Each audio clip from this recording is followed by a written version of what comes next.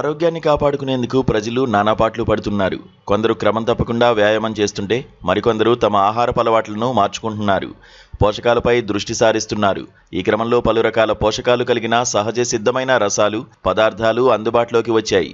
కొంతమంది ఆరోగ్యానికి అవసరమైన పోషకాలు కలిగి ఉన్న వివిధ రకాల పదార్థాలను విక్రయిస్తూ ఉపాధిని పొందుతున్నారు. అలా ప్రజలకు ఆరోగ్యాన్ని పెంపొందిస్తూ ఉపాధికి ఊతమిస్తున్న వాటిలో గోధుమ గడ్డి ఒకటి. ఈ గోధుమ గడ్డితో రసం తీసి విక్రయిస్తూ కొందరు ఉపాధిని పొందుతున్నారు.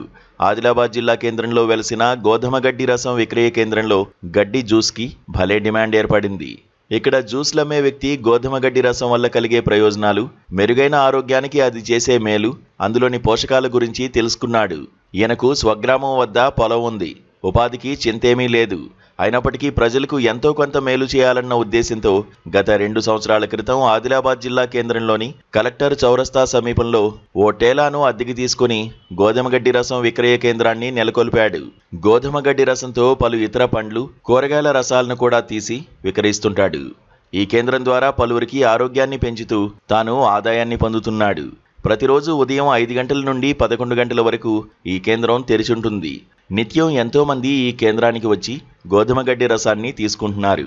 కొందరు అక్కడే తాగి వెళ్తే మరికొందరు పార్సెల్ తీసుకువెళ్తున్నారు. ఉదయం పూట నడక, వ్యాయామం కోసం వచ్చేవారు క్రమం తప్పకుండా ఇతని వద్ద ఆగి మరీ గోధుమగడ్డి రసం తాగి వెళ్తున్నారు.